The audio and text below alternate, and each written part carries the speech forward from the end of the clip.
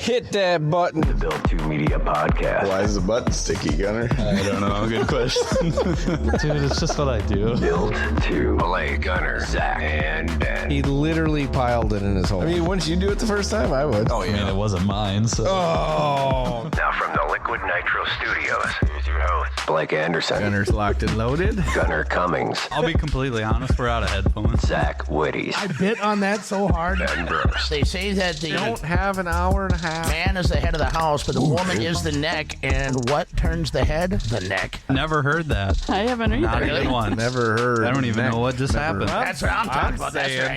right. That's right. Hit the button. I think we got a hot one here today coming back in for the 2025 season, Ben. I'm telling you what, I can't think of a much better way to start off our 2025 campaign. Interviews. Interviewed, still now, right now, in the heart of interview season. First interview of 2025. Classic white guy from Wisconsin going to be on the show today. Yeah, he is one of them classic whites. Yeah, classic white guy. That's it. Super like smart and stuff. Yeah, he still he's- loves race cars. Man works, I don't know. But All the hours of the yeah, nights. he works, there's 162 hours in a week, and the man works 178 of them. Yeah. Like, I don't know how he does what he does. 78 plus Yeah. 100. Yeah, the man works a ton. And What do he you races. do? Everything. Yeah, that's exactly it. Have you been anywhere lately? Yes. Bed. I've been- 3 minutes ago. Yeah, I got a, he's like Buddy the Elf.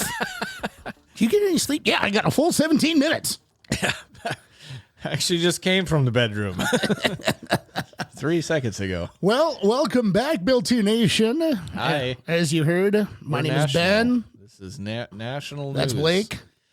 Hello. This is national news. Hi. What a Built 2 Nation. Yeah. Yes, all 52 states. That's actually true. 52. Well, you know, there's a couple from Germany and there's a couple We from have New had Mexico a worldwide and audience. I think Australia. we It's can call crazy. we can call ourselves a I nation. should do that, you know, just like report you guys, like who's all listening. We had a lot of Iowans, Iowanians, Iowegians? Canadians. That's what Nesbitt always calls them, Iowegians. a lot of corn huskers. Yeah, yeah. Well, You met how one of them. I'm sure. Yeah, Yeah. yeah. Yep. Yep. All right. Okay, Let's now put that we Cory have that. on the screen so All people right, can say it. ladies and gentlemen, he is the pride of Chippewa Falls, Wisconsin. The man works 782 hours every week. If I can get his microphone unmuted, that would be awesome. Ladies and gentlemen, he pilots the CRC Motorsports Rocket Chassis 07. Give it up for Cory Crapser. Audience. Woo! Hey, Cory. How's it going? I didn't know you guys were weather guys now. Well, sometimes. Yeah, I mean, when it's negative here, everybody hears about it. Yeah. Let's be honest. Right. yeah. It's 62 in this room right now. I'm nipping pretty hard. Not gonna lie. Should have wore a Carhartt. Right? Oh, well. How are you, Cory? How's things? How's life? How's work? Oh, good. Just right in the middle of build season. So before you know it, it'll be April and probably won't be ready just like everybody else, but try to. I mean, it kind of sneaks up. It seems like it's cold for 6 months all year, but the racing season sneaks up on you very quickly. Oh, so fast, too. It's nuts. Like, I remember last year, like, I'm going to have everything ready. And it was 3 weeks after season started. I think I made it to the track. So, Yeah. No, them early season rainouts aren't that depressing to me. They just buy you a few extra weeks. yeah, it's kind of a good place to start. How many practices have you said you were going to make it to and never made it to? How many years? Just go off of years. I don't know. Like seems like you make it, like you make yourself get there, so you don't really miss them. But yeah, there's some times that probably shouldn't have. I'm ready. Like if they didn't start racing till May, I'm on board with that. It doesn't. Back in the day, I used to have a countdown on how many days it was till the opener, and if it snowed and I got mad, it's kind of past those times. I think I'm ready whenever it's June sometimes. Yeah, it's 100%. Well, and especially with you being in the car building business too, where you got paying customers that's paying for your bills and your racing program. That's one. And so then how do you shift gears out of that and like say, all right, Tuesday night, as an example, I'm going to focus on my stuff. A lot of the time, I mean, we're going to practices because customers are there with new cars too. So you're kind of double dipping. More and more. This last year probably was a little different example with the late model, never having a lap in one, that wanted to make sure got out there and got laps just because, I mean, I never sat in one till I bought one. So I just never turned a lap, anything till this year. So it's kind of nice wanting to get out this year, but years past, like, you know, it's kind of more worry about the customers and stuff. I mean, kind of been doing this enough years, you should kind of have an idea. It's good to get the cars out there to see what falls off of them before the races start. But other than that, like, don't take long to kind of get right back in the saddle. It's like riding a horse. I love it. Maybe. I've never done that. Oh, okay. Riding a bike, playing hockey. I don't know. I 100% like I thought for sure after taking 2 years off, getting back in the car, it's going to be like, just take her easy. Yeah. No. Yeah. Didn't work. 2 laps. So what was that like making your first couple laps in your late model? It was different. Just, you know, like you hear a lot of things, you know, got a lot of friends that have them and they tell you stuff. And, I mean, it wasn't as much different as I thought it might be. Probably obviously helps being with soda cars. So, you know, it's not like you're getting in a super and, you know, got that kind of power difference. But, yeah, I think a lot of people don't realize USMTS mods. I mean, we all, you don't have to, but we all have bigger motors than a Wasota late model. So obviously you got more tire, car should handle better. You know, it seems like it gets through all conditions better. So it's not easier. It's definitely harder because the difference, lap time difference isn't there. You know, it doesn't seem like when someone's bad, they're not bad, like or very good. Like it's just, you know, it's just tight. So it's hard to pass, hard to, you know, there's some times I go out there for qualifying the Challenge Series where I thought, like, you can tell when you ran a good lap and come in and you're like fourth. It's like, or you'd be seventh and you look and second place is less than a tenth, you know, it's just everyone's right on top of each other. So like that part's definitely hard, you know, but driving, the drivability and stuff, I don't think it's a ton easier or hard. I don't know. I think just different, right? I had some very good modifieds that drove very well. So I think that kind of helped a lot of it. So, but yeah, I mean, it's fun. I mean, do it again. So see how it goes. Yeah. And for people that haven't watched or heard of you, how did your first year go jumping, you know, streeter modified to late model this year? How did the first year in the late model go? I mean, I thought it went well. Obviously, I always want to win one or two, but yeah, I learned a lot. It ran, I don't know. I mean, had some good moments. I mean, I had a really good run at Challenge Series at KRA Speedway over in Wilmer, but I got about 1 million laps around that place over the years.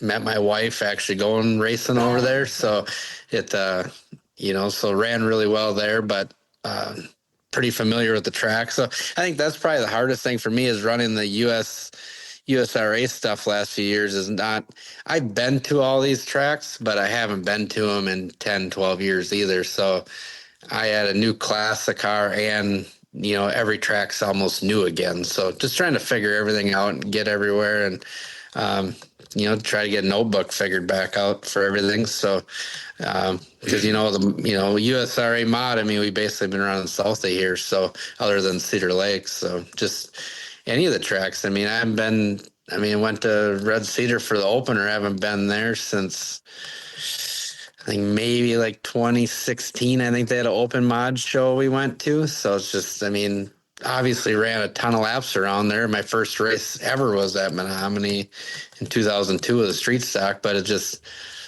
just been a long time since been to a lot of these tracks. It's just kind of starting over. Yeah, going going back to the early 2000s, that's really when I first met you over at Monster Hall. You and your brother Chris, you guys both had fantastic looking cars. I remember you guys both coming out side by side for a heat race, and you just dominated. Both of you finished 1 and 2 in that heat race, and you did the exact same thing in the feature. Talk a little bit about the role that now Chris plays within your racing program. That's 2, and him stepping back from behind the wheel, and now he is a bit of a player within your program as well. Yeah, I mean, he helped me. We traveled, right when he quit racing, we traveled and slept in the pickup and drove everywhere and everything stupid you could do and find a race. We were there. I mean, there's weeks we'd head west where it was raining and we just went till someone wasn't canceled. I mean, it's fun, good thing doing it. I don't know how we did it. I mean, obviously now we're just old, so it's just getting kind of tired and not want to do stuff. But yeah, no, he's helped a ton. I mean, and now kind of step back into a late model, this, having him around. But yeah, I mean, there've been a ton of people over the years that, help pit different time. I mean, because everybody works. So, I mean, just to get anybody to come with and help, my cousin Jess Johnson used to race him in Omni Street Stack Super. He came with me for several years building cars out here too, on top of it, just getting everything rolling. And then, the last few, Scott Gadel's been, Dylan's dad. When Dylan wasn't racing, he was pitting for me. Now they're racing again. But I mean, the whole time, my cousin Ben Gibo, he's been, I mean, from pretty much day one. I mean, we were all kids going to races together, sitting in the stands, all cousins, and once got old enough to start racing, started going to pit sides. So I mean, but yeah, it's like you said, that's what you got to realize. Everybody's got to work too. Everyone's only got so much vacation time. So, get as much help as you can. Yeah, it's tough. Yeah. It's tough, man. and doing what you do, full-time chassis builder, full-time, really support for a bunch of different teams and a bunch of different classes too. And then holding down your own job. I mean, we were talking about it off air prior to, and you really don't have much of any of a sleep schedule, correct?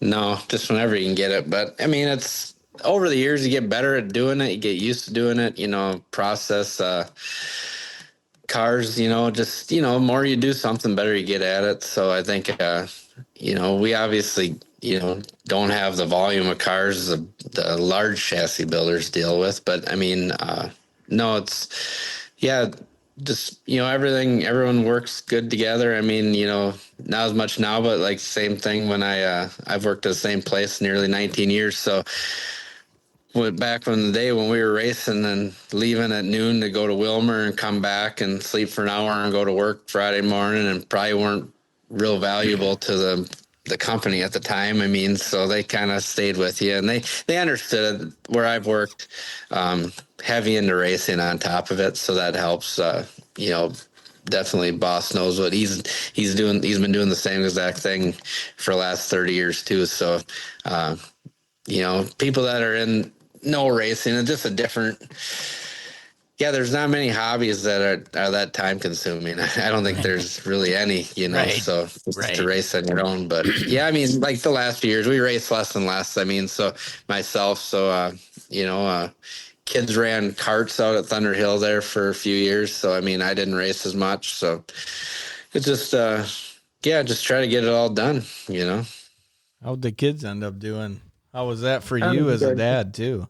No, it's fun. I think, we're about ready to get back in. I think we just, other sports kind of got in the way. And then, you're working with kids and so they wanted to do it. And then one year said they didn't want to do it. So didn't keep the stuff around, can always get it again. So, but I mean, they're getting older now where I'm probably closer, the karting thing I think is hard for a lot of people because it's so different to us racing. That was the same way when I wanted to go kart racing when I was 13, and I convinced my dad into doing it. But, they raced cars their whole life, and they, go-kart world, I mean, it's just different, so having to learn all that, I think it's frustrating to a lot of the guys that race regular cars because it is different. And I think a lot of people think you're racing cars, you get rolling out there with a go-kart and beat guys. And those guys spend just as much time or more than everybody else working on their stuff.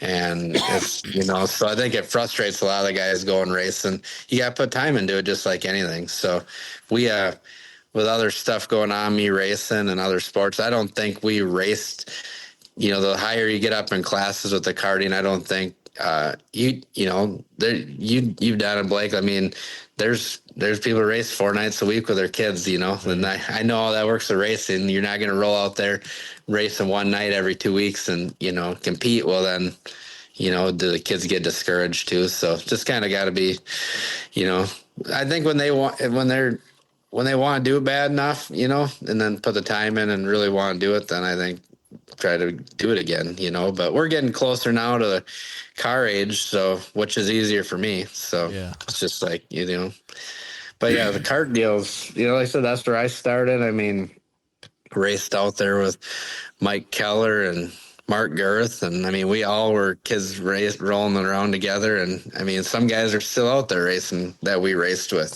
so, but, no, it was always, I think karting's good just to get in anything, and drive. So just a good deal. Learn the basics and then jump in the car. Yeah. That's kind of like when I was, the first year we went out there with 5-year-old, it's like, let's just get on the track, not run over anyone or any track workers. And I don't care how fast we go. And when we get done, let's drive off the track and not hit anybody. Like that was a win. Yeah. I don't know if everyone looked at it like that, but I mean, that's how I was viewing it. I was just, let's just not do anything stupid. Put it in the box at the end of the day. That's all I ever cared about. Yeah, right. Yeah, I can relate to on a different degree, but teaching the kid the basics of it. My girlfriend's son, I just got him a sim rig for his birthday, and it's a foldable one, so he had it set up in his bedroom, and I kept on hearing him yell, get out of the way, and he kept hitting people and stuff like that. And I go in his room, and I'm like, Eddie, what are you doing? And he said, wait. And he knows nothing about racing. And I said, you're not supposed to hit the other guys. I said, once you take 5 laps in practice and don't hit anybody and don't hit the wall. And then he yelled at me about the infield tractor tire, which I said, welcome to racing, and so and going to the kart deal, Cory, you touched on it a little bit. You're searching for like 1/2 of a second, to try and get faster in some of the upper classes. In the lower classes, you got to have a lot of patience to be able to try and coach your kid through that.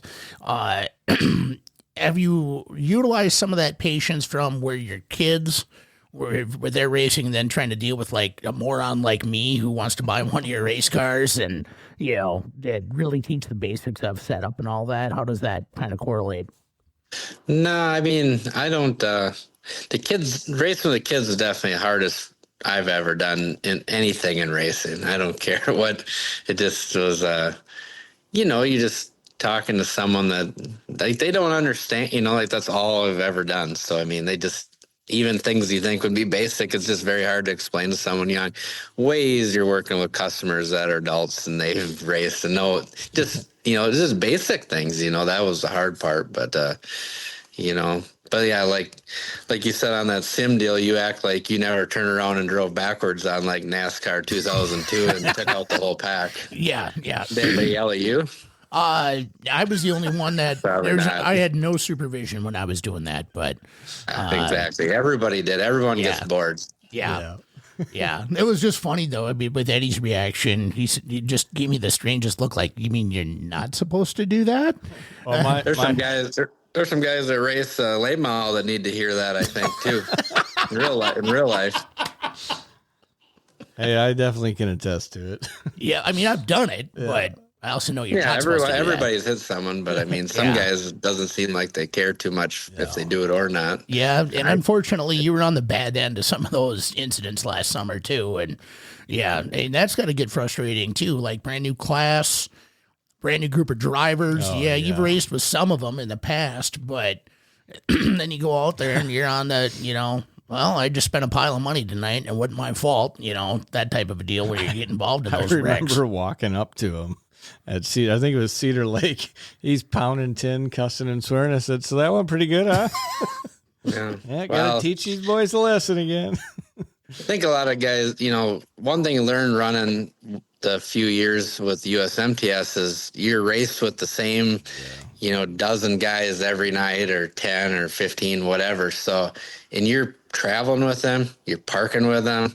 If you need help, those are the guys that have the stuff, the parts. You kind of learn not to, you learn a lot more respect, I think, racing. So then, it was just different kind of come back to the, you got to drive, you got to drive hard. I mean, it's just how it is. You watch all the late model classes are like that now. But I mean, there's some times that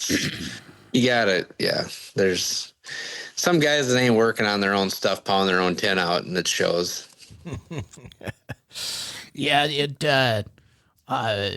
definitely, I can see how that would be a good thing, being able to travel with the same guys, but then all of a sudden you make a mistake on a racetrack, and then, like you said, Blake, come back and do the local stuff, and, these guys show up with 8 guys on their pit crew, and, not like you, where you're trying to sell cars, too. When you're out there racing, you're trying to sell them, too.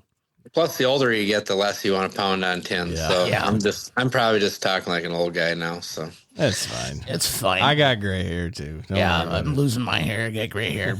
I hate pounding tin. Done it a lot. Jeremy Bloom wants to know if you're going to bring the late model to the car show at Red Cedar this year. Ooh, so we don't have one right now. So we'll see how all the customer stuff goes. I'm not sure what week. There's a weekend in there I'm gone to. So, but the modified is ready to go, which that was about a 2-year. Every time I went to pulling together, needed the frame for a customer, so never got together. So the mod's together. Late model, I mean, should have soon. It's on me that don't have it. I told them I didn't want it yet. I didn't want to store it. So, or really work on mine until I got, further through all the customer stuff. So, but we'll see. We have brand new rocket XR 1.2 coming. So, I kind of started last year with a used car, which it wasn't that used, but, figured I would do some tricks with it and kind of get that out of the way before I bought a new one. So, but it was a good car. Kept all the parts off. I just bought a bare frame, so I bought a brand new bare frame, and then get back to traditional, the orange colors, because last year I was black because I bought the car that had a body on it already, and it was black, so I kind of dealt with it. But so it should be there's a chance. Not a very far drive. Just a lot of stuff. Haulers are in storage. By then, everything should be out. But kind of eliminated the racing in the spring quite a few years ago, just because that's when you get busy. Cars coming back to scale. Believe it or not, there's some guys that don't really think until about March 1st that they got a race like in 3 weeks. So sometimes there's some last minute right around that same time, and usually seems like there's a good snowstorm that weekend too. So there's a whole bunch of fun stuff. You were talking about being old, but Kyle decided to let you know that you do not age. Oh, well, that means I looked old a long time ago. Is all that means. That's a good one. That's a good comeback for So that. let's get off of the late model stuff and kind of paint us the picture of the streeter to the modified to the why did we do the USMTS? Just kind of growing up. I mean, that's what my dad, street stock, there were no Midwest mods at the time. So and there were no Pierce stocks. So street stock was the bottom class. It's kind of what always taught you start there and work your way up. So me and my brother had street stocks, and then ran them in 2002 to 2007, won national champion, was so national title in 2007. And then Midwest mods are very new at that time. And so not really sure the class more or anything. We just went right to A mod, which was a mistake, but not so much driver experience, but trying to how would I say it? I was like 22 and I couldn't be buying motors at the clip that I was blowing them up. So ended up going back to a Midwest mod. And, but yeah, like that's where we're going. I don't want to. So the reason, so then I went back, so ran Midwest Mod for a couple of years, and I went USRA Mod, and I think a lot of that was Mississippi Thunder Speedway and Deer Creek, and this was before, you know, kind of everyone started realizing it. I mean, they were two of the nicest places around here, and we just kind of went that direction racing. So like when went A Mod, they ran USRA, not with soda. So my always thought was can always race around here, you know, get older, don't want to travel, kids get older. So kind of went and always traveled that way. Well, then once you get into USRA, then it's USMTS. So, but yeah, I haven't really ran it with soda. This year, plan to run it with soda modified, but I haven't ran one since 2010. So, I mean, it, yeah, just more or less was the tracks we went to, I think, than it was, you know, one sanctioning body or the other. You know, they all have their good and bad things, you know, just like everything. I always wondered that, like, why you made that transition. We haven't, you know, you run on a modified. There was a pilot with soda modified tracks around here, Right. and Blake and I were talking earlier today. I said we have to bring that up to figure out, you know, to hear why you transitioned into those higher echelon classes, and not in real. I mean, you're from Chippewa, for crying out loud. You're not. You know, it's not like you're in USMTS country. You know, personally, I remember when you had your modified, and boy, you're right. If we could have somehow found you a guy with an open checkbook for engines, you know, it wasn't your fault. It was not your fault. You know, from our perspective anyway, it's not like you were out there as a huge weapon by any stretch of the imagination. It just, you know, Sometimes. Well, Happens to everybody. yeah.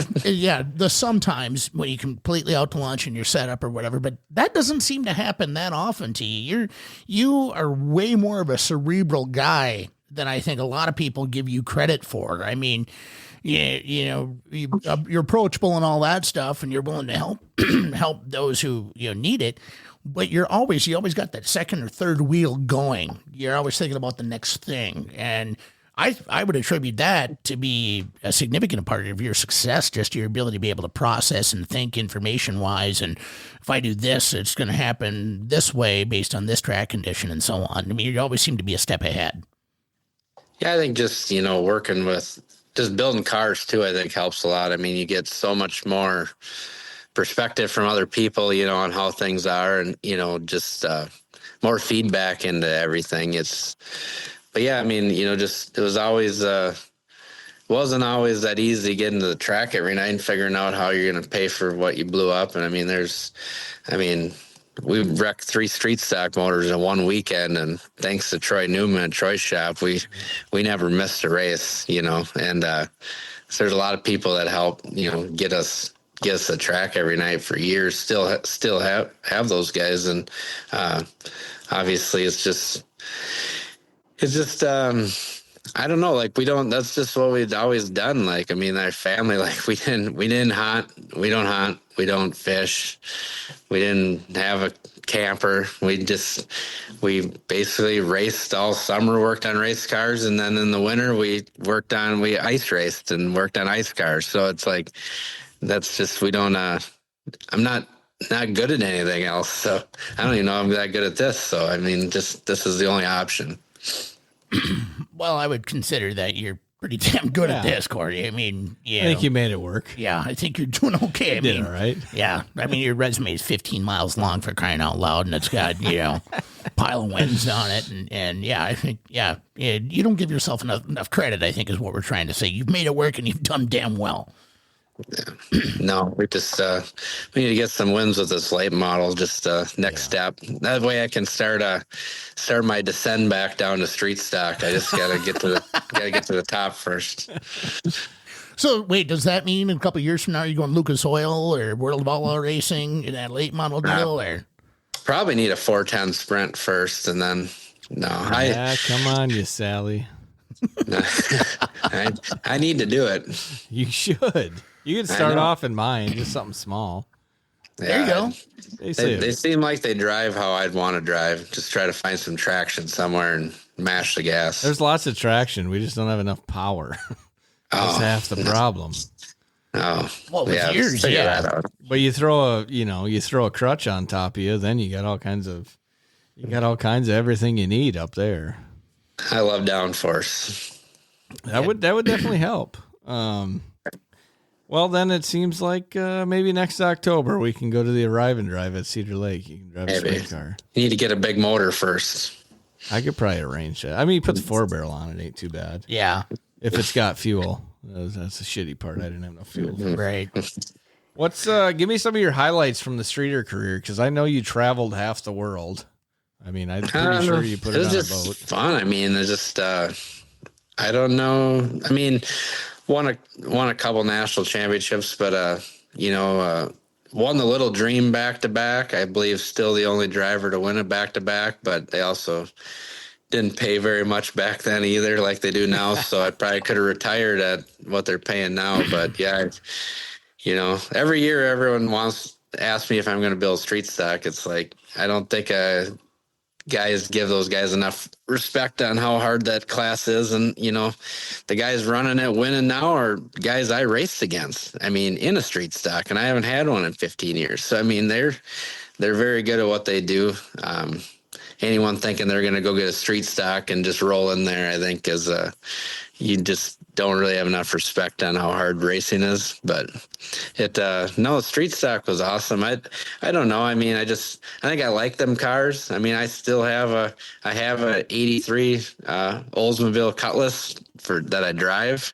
So I don't know. I just like everything. That's what my first, when I started ice racing, that was the first car I drove. That was Oldsmobile, those style cars. That's why these new bodies and these, newer Monty bodies they don't do nothing for me. I like the old square body Monties and Regals, and Grand Prix are okay, but I mean, no, they I don't know. Street stock class is awesome. It always has been. Hope they don't mess with it too much. I mean, stock cars are obviously really good. You start seeing the IMCA USRA, so maybe there's a little bit of those classes can kind of merge, like anything, we need less rules. We need more uniform rules everywhere so people can travel. So, but yeah, no, street stock, that was probably the most fun I ever had racing, I would think. I mean, obviously it's fun winning with anything, but the street stock class was definitely just, It's I just, don't know, just because you're younger, it was fun. It's first time around doing all that stuff. also, it has to be that much sweeter that you took something that was made on an assembly line, never designed it to go out onto a racetrack, and you made it go really, really fast, and a lot, especially for you. One thing I always admired about you, Cory, one of the many things I should say that I've always admired about you was when in your USMTS cars, they always looked so cool. I mean, you had some pretty unique sponsors a few years ago, too. I believe, if I'm remembering right, you had Sour Patch Kids on one of your cars. How did all that come? How did all that come into play? So that was a U.S. So that's when Casey General Store used to sponsor USMTS. They did for their hunt for the championship or whatever you want to call it. They always had 3 cars that they sponsored. So we got a sponsorship, we got driving suits, we got free wraps were provided. They were all designed, and then we did between the 3 drivers for all them finished races, we stopped at the Casey's on the day of the race and handed out coupons and did radio spots and did all that kind of stuff just to promote the race in the area. And then in exchange, I believe, Casey's went to those brands, or Casey's, upper management decided. That's why some years they were Snickers, sometimes they're Sour Patch, they're Oreo. They got a couple Mountain Dew, like the Amp Energy, stuff like that. So I think it was Casey's working with their partners on who had them sponsorships. So it was, but yeah, it was awesome because it was money to go run. Those are the reasons why we ran the champion. Like without that sponsor money from them, and then having my own sponsors being gracious enough where they're not worried about they're going to be smaller in the car. You gotta work with those people too. So they know they're not. They understand the whole deal. just seen earlier today on the Dirt Tracker deal, he talked about, sponsorships and stuff. And, most of the people sponsor all of us. I mean, our friends and stuff. So like it's, obviously there's some exceptions to that, but, so it was, but yeah, like that's the one thing that I'll say. And I still say this day, like my first street stock in 23 years ago looks better than half the cars that are on the track today. And that's that is probably the most, enjoyable part of the racing, right? When I build my own cars and I get the wraps and get it figured out. So that's what matters a lot to me. That's why I always had Buzzy for years. I mean, everything he did was good. Work with your PSA for everyone, work with your wrap guy in October, November when they're not busy and get your stuff done. You call them on April 1st, your stuff might look a little bit like somebody else's car. So it's just, those guys design hundreds, cars a year. Like it's just how it is. But, no, like the wrap, all that stuff is very, I don't know. Like I just remember being back in the day and we'd go up to like Gaber signs, or even when my dad was racing, the guy would come over and hand paint the car. Yeah. I mean, those are like, that was when, to me, like a blank car with no stickers, like when all the customer cars that leave here, they're just blank tin, they don't look like anything to me, so like you get some of them, you get the wrap on, they look worse. But I mean, for the most part, we got really good sticker guys in this area. So it helps. I mean, it's good that the cars look good, Oh yeah. Yeah, definitely. In case you're not fast, you're supposed to at least look good. Right. Yeah. If you can do that without you can eliminate one before you even get to the track. So. Yeah. Yeah, at least you look good doing it. Yeah, if you're not fast, at least look like it. Right. Yeah, play the part, put the costume on. Yeah, there are definitely some cars you look at that, and then you see where they finish. There's a correlation. Yeah. Oh, yeah, and then there's, I'm not ashamed to call out Tommy Richards on this deal because he's the exact opposite of that. And you talk to him and he's like, yeah, I want my car to go fast. I don't really care what it looks like. And then it sort of became like a running joke with them when, it looked like a couple times they just used tape. And where then you look at a guy like him and he's out there, he's stupid fast in that super stock. But you are right. Especially in the upper echelon of racing, you want your car to look good, even if you don't present, when you're out racing, if you finish 14th or something like that, boy, that car still looks good. And then you go back in the box, you pull it back out and you got a lot of eyes on you. And that's also important, especially in what you do within racing. Yeah, definitely. I mean, yeah, if you're selling cars and you roll into the track and you ain't washed your car in 3 days and you can't read the number on the side of it and you don't pound your tin out, I mean, like, why would anyone want to buy a car from you? I wouldn't buy a car from a guy like that. So, I mean, I would assume, I'm not the only one that thinks that way. So, yeah. Jeremy Bloom wants to know if you battled with Michael Knudsen in the Streeters. Yep, definitely did. Not, I'd say Mike got faster after I quit. So I don't know if there's real, like the battle.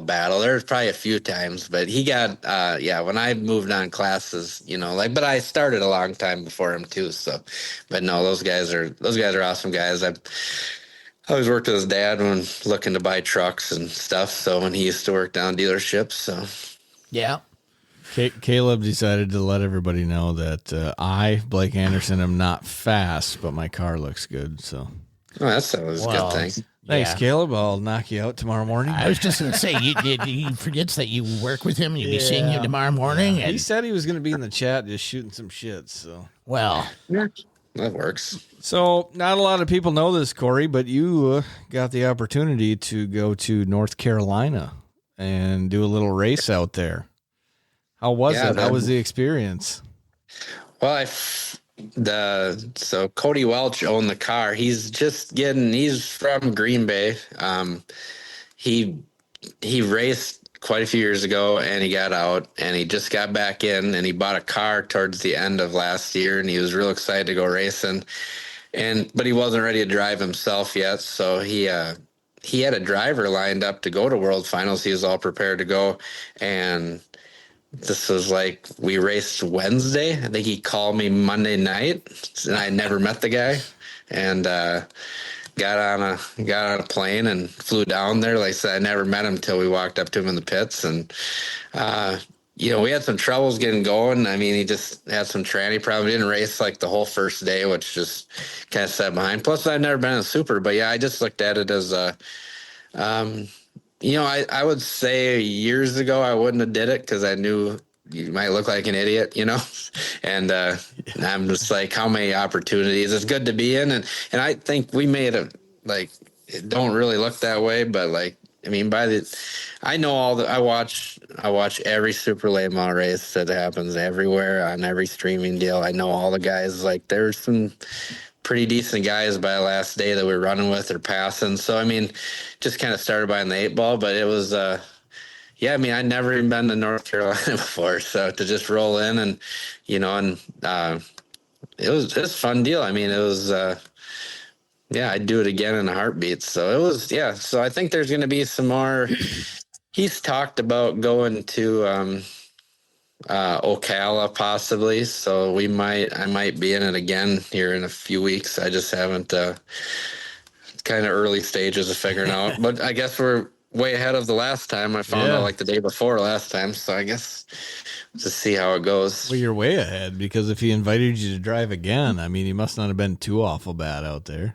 No, it was awesome. It was an awesome guy. I mean, he's just a great guy. I mean, like I said, just made another friend in racing, really. It's just like, that's one thing you see in racing. You don't really run across too many bad people. Seems like a pretty good group of guys that are at the track, and now he's just another one. So, but yeah, it was, my goal was to not get lapped at anything, which I didn't do. I wasn't in any yellows. I didn't wreck anybody. I didn't tear anything up. Nothing blew up. So I think, it was about as good as you could hope. I mean, that's all I was looking at. So a lot easier trip home. Yeah. I didn't want TV time being in the front of a leader causing some problems. Oh gosh. Do not want to be that guy. Yeah.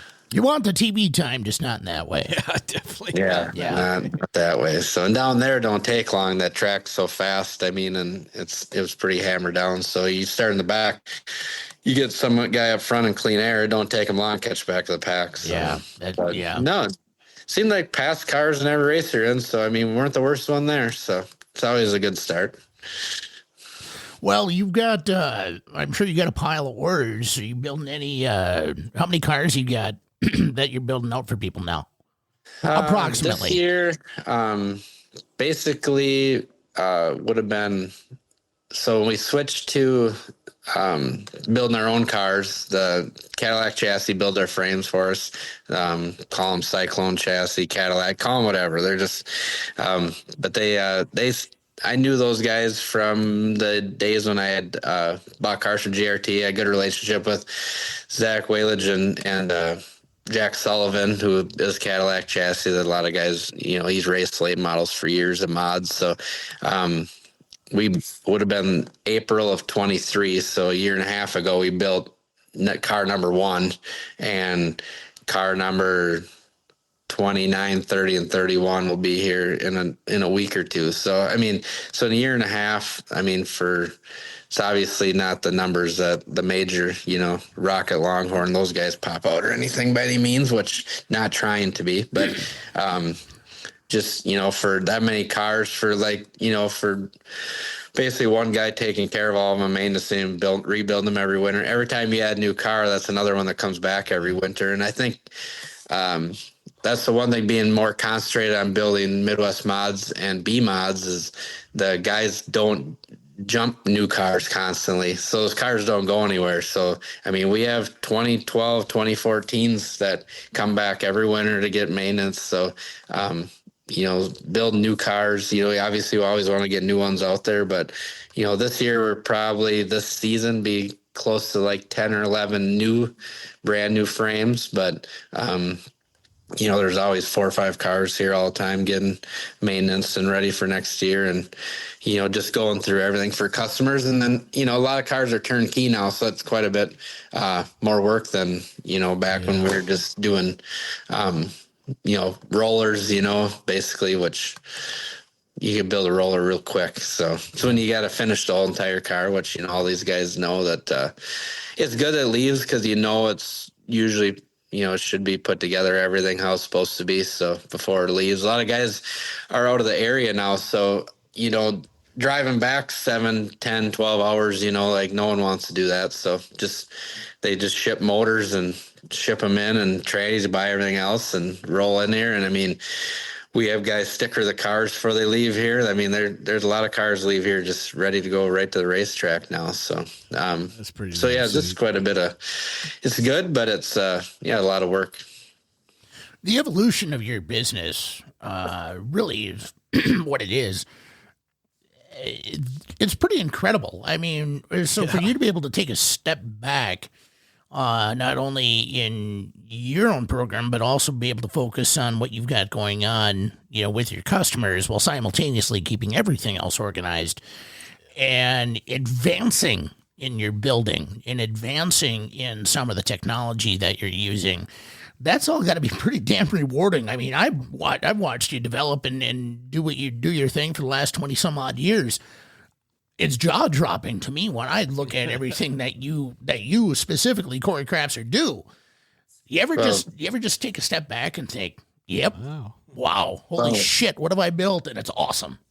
I think most of the people around here, everybody knows Scott Bentz. So, I got a relationship with him in like 2008 when I used to travel out west with Street Stock, and that's where this all started. We had a great year with Soda Midwest Mod. Basically, it would have been 2011, 12, where won a pile of races, and he convinced me to build him a car. He wanted a car for me, so once I built that, then that's never stopped. So, like, it's really credit, I guess, to him that's why that's where it all started. So, I mean, but, Scott's an awesome guy. Plus, business wise, he helped me a lot too. He's such a smart business guy and just a great person all around. And I didn't understand how parts dealerships to any of that stuff worked. And he had all that stuff because of the kind of just who he is. And, he's looking at businesses and so he got me hooked up at most of the vendors that I'm at still to this day, but Scott Scott for sure is the reason, and then obviously Buzzy at the time, Buzzy was one that I had cars from, so I was kind of building his B mods. If a guy wanted a car for me, I built it. So Buzzy for a few years there, basically sold me chassis to build for everyone. So it worked out good. I mean, me and Buzzy always worked good together on everything, all the cars he's had. So, and then he just kind of got out of it there, and I switched to GRTs. So, but. It's fun to have our own car now. I mean, when you're selling someone else's car, there's always things you want to change. And most of those places were good about, if you wanted this moved or that done, or you didn't like, and sometimes they agreed, and that's just how their cars moving forward were. But it's fun building these cars now that build our own cars just because we can do everything we want. It's just you can kind of straighten out and fix everything up. So it's been it's fun. I mean, it's tiring, but it's fun. I mean, yeah, it's definitely it costs a lot to race nowadays. So I mean, this is just another way to fund work a little extra. A lot of people have side jobs that do stuff, to pay for all their expensive hobbies. I love how you call it your chassis business that you've had forever. It's just a side gig. It is. I don't, now it's all important. It's just, it's fun. It's just the big thing is, I mean, and it's not everyone, but I mean, 99% of people that I sell cars to are friends now too. So, I mean, just, like I said earlier, like racing, there's just so many good people, you know, more and more, you know, and there's always a few bad in the bunch, but I mean, for the most part, like, it's just, you know, these are all just more friends I have now. I mean, there's still people that they've quit racing 4 or 5 years ago and still are friends, you know, like they don't even race anymore. So it's, no, it's fun.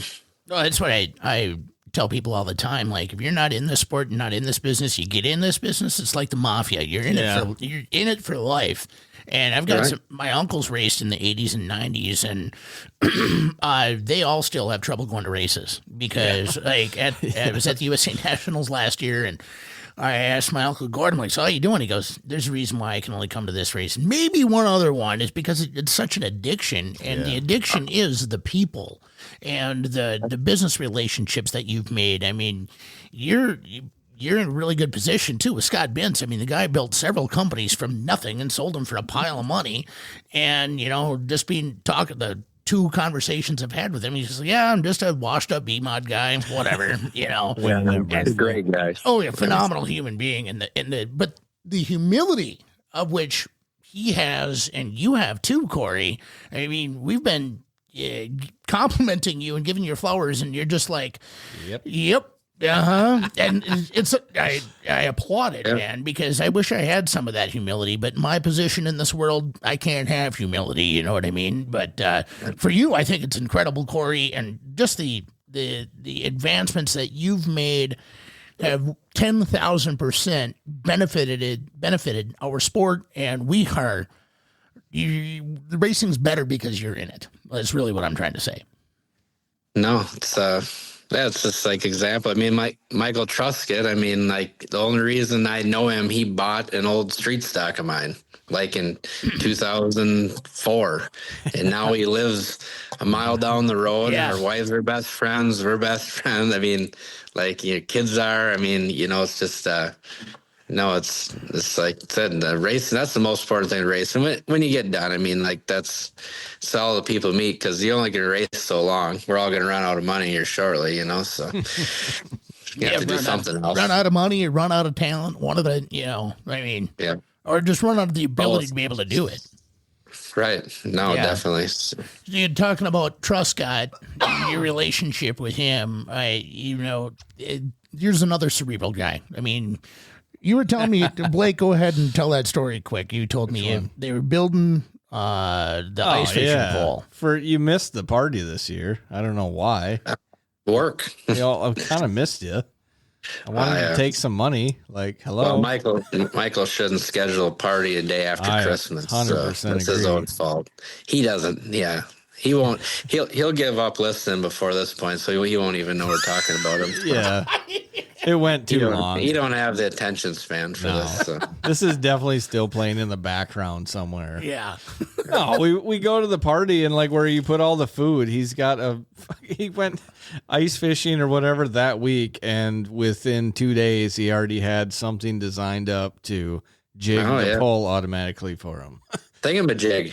Yeah, thingamajig is what they called it. Yeah. But they're like, let's just make one of these. So the amount of racing knowledge that exists in a half-mile radius around Lake Wissota is astounding, and that's just with you two. Yeah. We just need to get him to, you know, make $1 billion on that, then we can all go racing together. So one of these ideas got a hit. So you'd think Jesse's he's up got there. all of them. Yeah, Wade's up there. Yeah, I forgot about it. Yeah. Who else you got living up there in that cul-de-sac? Jesse's up here. I'm a little further from all them guys, but they're there's my brother. I don't know. He's Dale White. Yeah, he got the whole White City Glass team. So there's quite a bit in a little area out here. Canals aren't that far away. What's Mike's neighbor's name? Brian, that guy. I mean, Brian lives up there. Brian? Yes. I wish Brian would come to the racetrack every weekend. I'm not gonna lie. Brian's fun. Yeah, he brought a bunch of college kids over this year to play poker. It was pretty interesting. Yeah, I got back from out west that it was, we got back on the 26th, and like I just walked into my house and Michael texted me. It was like 20 to 9, and everything was supposed to start at 7. He texted me and he goes, That's when we started poker. yeah, he said 20 to 9. He said, yeah, we haven't started yet. Hurry up and get there. And I'm like, I'm just pulling my luggage back into my house.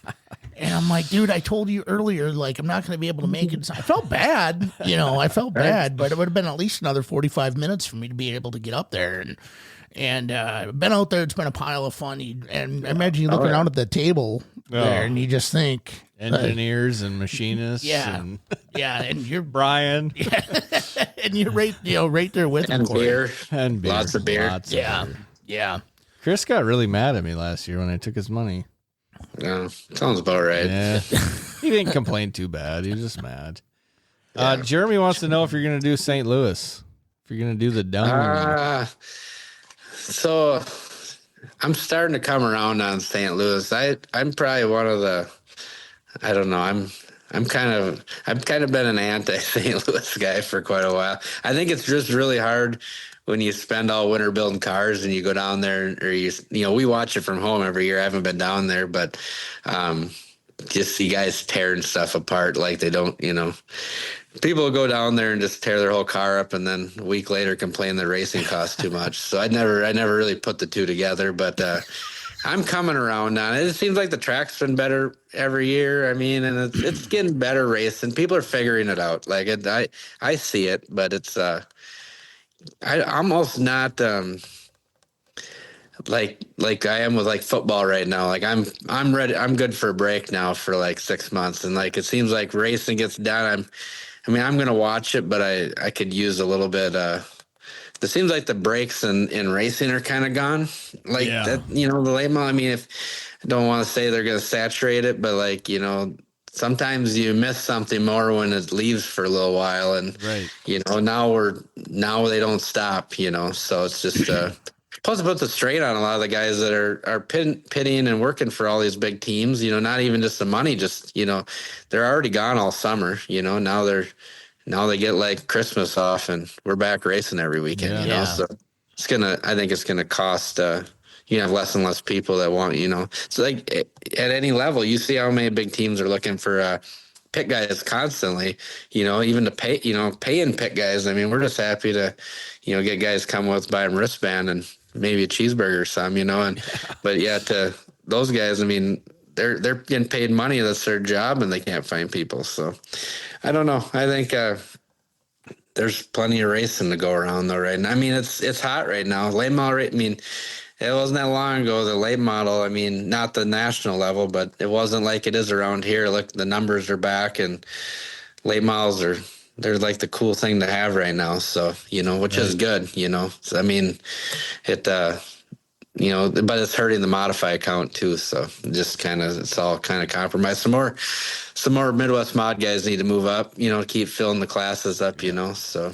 It's all cyclical. It's all cyclical too. Like when you had your B mod, they were everywhere, and you go to certain tracks like Thunder Bay, Thunder City, they get like 60 B mods a night. So it's it's for sure all cyclical, but at the same time, Lead Cycle has hit the late models again, Right? And it's only going to benefit you too. The street stock deal was we were racing, there's 4 cars at the track, mid 2000s. And, everyone was like, when they getting rid of the class, get rid of it. And now it's fine. What I mean? Like it come around, and then you kind of see the super stock class for a little bit. And like I said, late models. I mean, there was a while there where there's 9-10 late models at Menominee, it just, no, I think it's good. I mean, just I think it, like you said, they all take their turn, so I think it'll be, like you get some of them guys move out of the modified class, go run a late model, or they go move national. I mean, that's going to get a few more guys that, I mean, I don't want to say it, but I mean, there are guys in B mod that look at, when I was running weekly at Fountain City with a modified, you had Jake Tim, Lucas Schott, Dustin Sorensen, Jacob Blees, Josh Anks, Rodney Sanders basically lives around, like he lives here. He's not in Happy Texas. Like, so that was, on top of, I know I'm forgetting some, but I mean, I was Dan there. Ebert. I mean, and there would be 15 cars. That was 9 of them. I mean, that's, you're going to roll in and race against that, every week, it's just, it's hard because you're not getting the money back, you get discouraged, whatever. I mean, some guys work harder when that happens to them, and some guys, like it is also a hobby at the same time. So if you're not enjoying it, it's hard to keep putting the money into it. Yeah, definitely. Yeah. And I think that's what burns a lot of guys out too is, they realize how expensive it is. And boy, I could have that nice truck, but no, I just blew an engine last week. So I got to go spend X amount of dollars on an engine and, Alex Williams. buy tires and everything that goes into it. Cory, they do have a car show at the Dome. I mean, you could win one thing. Oh, really? Yeah, they always do best appearing car every year. I didn't So, I know. mean, Always. yeah. Yeah. Yeah, I used to take my car there for the show every year, but I think I had the wrong zip code there for a while. I nothing really worked out for me. The wrong zip code. Yeah. Well, before we let you go here, Cory, why don't we do a couple 2-minute questions and Sounds pick good. your brain a little bit. You've heard the 2-minute questions, I assume. I know I give up by this time of the podcast too. So. Jeez. Well, this is the fun part. Yeah, this is actually better if I didn't know. Yeah, So. because we get to dig in. So basically, we're gonna ask you a question, and you just respond right away, like the first thing that pops into your head. And if we feel like we should question it, we will. Should be easy. Sounds good. Yeah. So, like steak or chicken? Steak. Okay. Is a hot dog a sandwich? No. Kellogg's or Post? Kellogg's. On that vein of cereal, is it soup? No. What is your favorite tire brand? Ooh. Boy, I don't know. A free one would be the best. Yeah. That's good enough. Yeah, that's Yes. I don't know. I figured as long as they're black and they're round and they got air in them, they're all good. oh crap. No, I'm struggling. Ford, Chevy, Dodge. There we go. Chevy. Favorite win? Ooh. Have to be the first little dream, just because first big win, really, completely. Ooh. USMTS win was pretty, I don't know. Any of the first ones, I guess. Pretty hard to. USMTS win probably because I did it like 15 nights into racing a modified, and I ain't got one since, so must have been Beginner's luck or something. ran 150 after that, never got another one. So yeah, Favorite not movie? done yet. What's your favorite movie? Ooh, Top Gun, Oh, both of them. both of them. Did you like the second one better though? I think so. Yeah, Yeah, I think the graphics were way better. I mean, Just all or the first anime. one out, probably. You had to watch that same one for 25 years till the next one came out. yeah, it's so true. Yeah, I had it on VHS, and I think I wore it out. Yeah, I think the new one, you just skip to like 1 hour left in it and just start right there now. I've watched it enough times. yeah, that's a really good point. Yeah. Let's see. Go ahead. Favorite Subway sandwich? Oh, that's a good one. Ooh, Subway. I'd say the chicken bacon ranch. Also a good sandwich. Toasted? Toasted. Yeah. But not ranch. No ranch. Honey mustard. You ever put Chicken, garlic? bacon, honey mustard. Yeah. It's, No, you still order ranch, and then they ask you what you want on it. You just tell them honey mustard. You don't tell them to put ranch. They don't put the ranch on if you don't. It's just like anything. I'm gonna I don't try know why. that. It's just a name. you Doesn't want mean anything. to know cheat code from Subway? Yes. Garlic aioli on the bread before it's toasted. The man is sponsored by Hey Subway. man, I'm there Right. every Thursday, so Nice. I just Should haven't. be there every day of the week. That's true. Yeah. Twice a day. I should get Scott to, like, hey, some free coupons or something. Only Chippewa Falls, Cornell, Thorpe locations. Yes. Well, all right, I'll drive up to Chippewa next Just time say I want 07 Subway. is paying. I'm gonna put this on Cory Crapser's tab. Yeah. Michael's got a tab there. Oh, I bet he does. Yeah. When he actually leaves the house or what? Yeah. What? All right, build us your perfect racetrack. Yes. So, example: Cedar Lake Racetrack, Fountain City grandstands, and Deer Creek's concessions. So you build it. Concessions have to be Cedar Lake. We're gonna go backwards. Concession Cedar Lake, track, early 2000s Deer Creek. Facility around here, you have to almost go Deer Creek too, Cedar Lake or Deer Creek. Doesn't have to be around here. It can be anywhere. You can do any of those. Obviously, Luke. Basically, if you took Lucas Oil Speedway, but more people don't.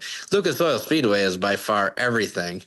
Yeah. Except the track. Yes. So if you just took everything else, but to watch a race now, nothing really beats sitting under the covered grandstand at Menominee. That's like, I don't know if it's because that's where I went as a kid, every week or what, but no, it's loud under there. I think it's one of the few. I don't know. Some even the fuel smells different there. Like the gas. I don't know if it's the gas and the methanol both mixing together, but. To watch a race, Red Cedar, hands down, of anywhere. I don't know. Like I said, that's probably the most races I've ever watched were there too. So that doesn't. I agree with you though. The covered grandstands, it's a whole different look. Yeah, there is something special about watching races at Menominee. Yeah. The way it's laid out, just the way you see it when you walk in, I totally agree. That is one of very few racetracks that I've ever sat down at in the bleachers and enjoyed myself. I think I'm like you guys where I can't sit still at a racetrack. For some reason, Menominee I can. And that you guys just explained camaraderie there too. It doesn't matter who you sit next to. Somebody's always betting $1. Right. Yeah, no, it's fun. All right, last question. Go ahead. You can have it this time. All right. Cory Crapser, what are you built to do? Boy, I don't know. Drink a lot of beer. Pretty good at that. You gonna go with that one? Yeah, I don't know. I guess some with cars. I don't know. Don't know any different. Built to please. Yep. Perfect. Well, thank you, Cory. Thank you very much taking time out of your busy schedule to be able to sit down and talk with us. Because, like you said, racing never shuts down anymore. It just doesn't. There is no off season, and it's guys like you that keep the rest of us and going out there and definitely a driving force and an asset to the racing family. So again, thank you so much for your time. We appreciate it. You want to give any shout outs? Thank you, sponsor shout outs, anything like that? You're more than welcome to. Yeah, don't just thank all the sponsors on the car. Kind of talked about most of the people that help. Obviously, my wife and kids help a ton. They're getting older and doing their things too, so it's gonna be harder. But basically, like I said, my cousin Ben, that it's always helped. Brother does a ton of stuff, all kinds of different things. Sometimes he just pisses me off, but it helps. So, and Scott, obviously Subway, Gadel, and then good buddy Pete, Pete's Auto and Custom. We got Vincent Tool, which my employer, Weir's Machine. Chad, Chad's one of them guys that's helped everyone racing involved because he builds.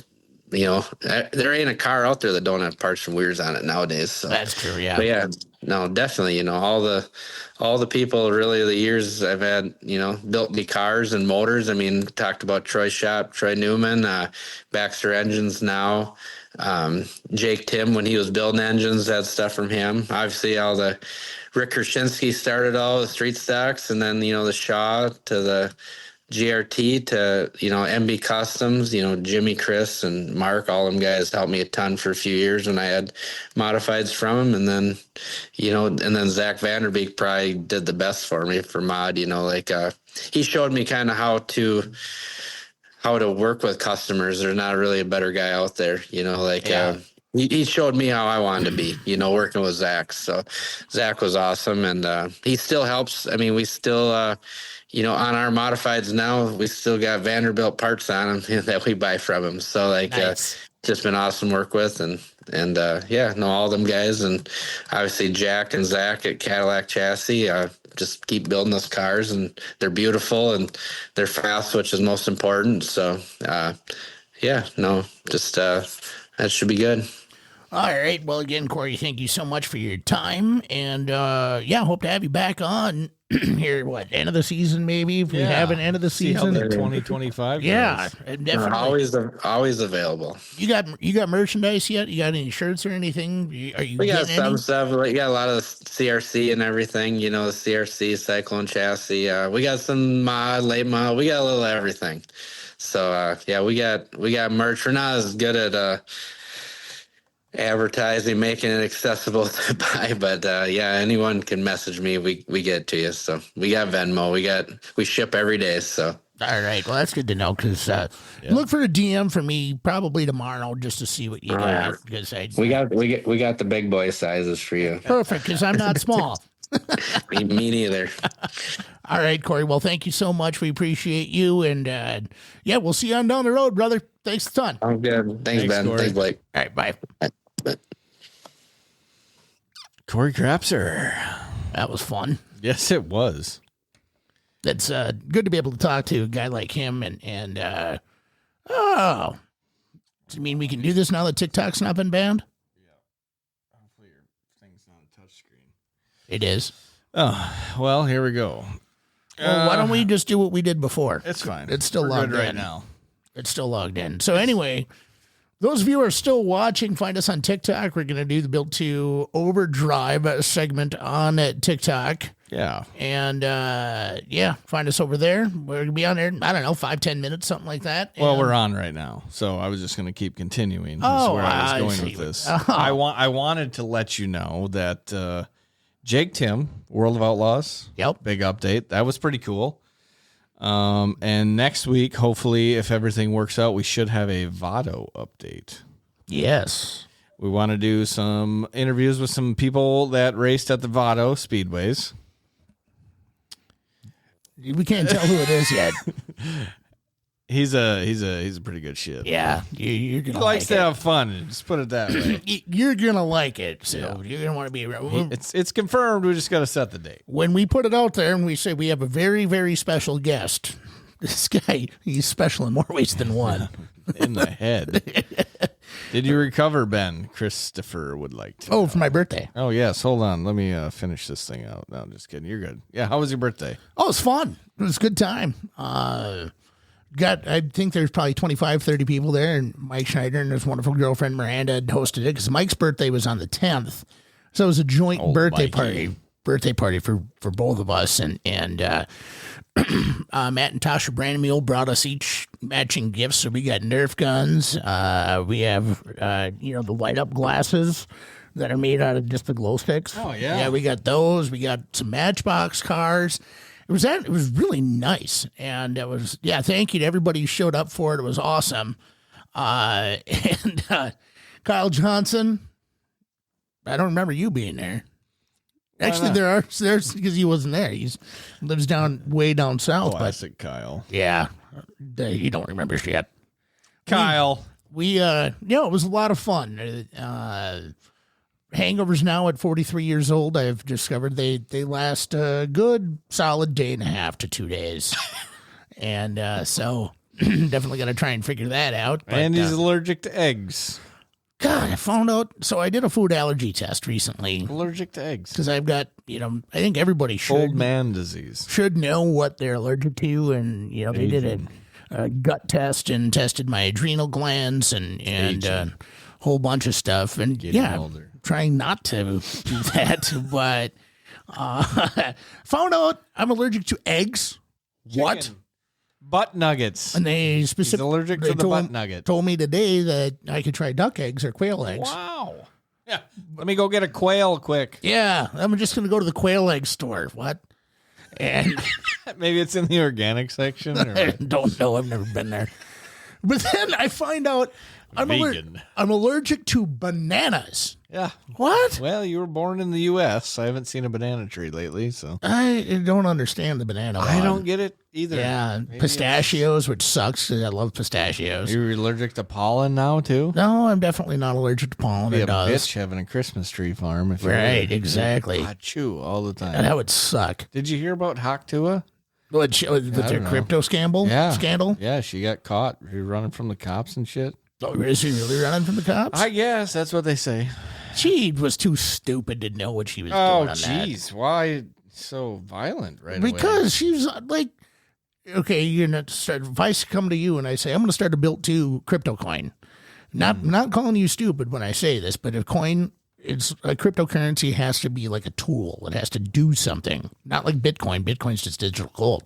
But it has to be a tool where it's going to do something. Haktua. Like a hot, would do it's a meme coin. That's all it is. There's no value to it whatsoever, but morons put in a bunch of money into it, and then they released the rest of their supply and drove the price rate down.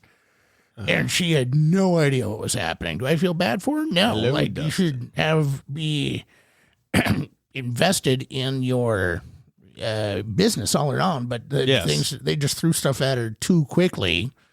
And Very famous very quickly. yeah, and they threw a bunch of business opportunities at it too quickly to try and make money off of basically one viral video. Jeremy's allergic to pollen. Oh. Jeez, that sucks. That stinks. Man. All right, Vado Speedway. We got a Chili Bowl episode coming up. Just got to arrange it. And like I said, we have jobs just like Cory does.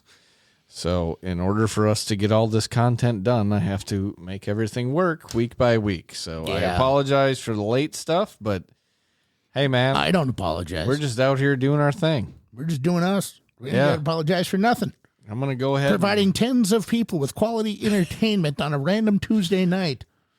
Built 2 Tuesday, baby. Oh, I like that. I'd buy into some Built 2 coin. You I probably doubt it. would. No, you wouldn't. I 'cause doubt wouldn't you'd know. spend money on it. No, you wouldn't. Caleb Moan. Let's get out of here, Ben. All right. All right, we're out. We'll see you next week.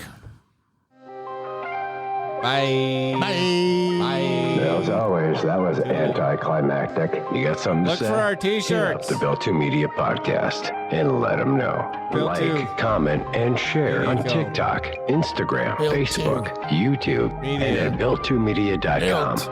Thank you, Two. Built 2 Media Media. sponsors. All of QualityFreightRate.com, Liquid Nitro Energy Drink, All of SKD, them. Scott King Designs, Thunderhill Speedway, Kick-Ass Beef Jerky, Jiggy Signs, Harvest Buy a Racing, K1 Race Gear by Ryan Bowers, Spot Buy our On, Point of t-shirts. Sale, System Credit Card Processing, We have and sweatshirts and stuff. PrettyPolishJunkie.com. Get your Built 2 Media podcast fix Get everything you Find want Built 2 Media and everything underwear. you need. at built2media.com. Built It's all available. T-shirts, All figure of it it. out. Be back next week Find for them all. another exciting Built 2 Media podcast. The Built David 2 Black. Media Podcast.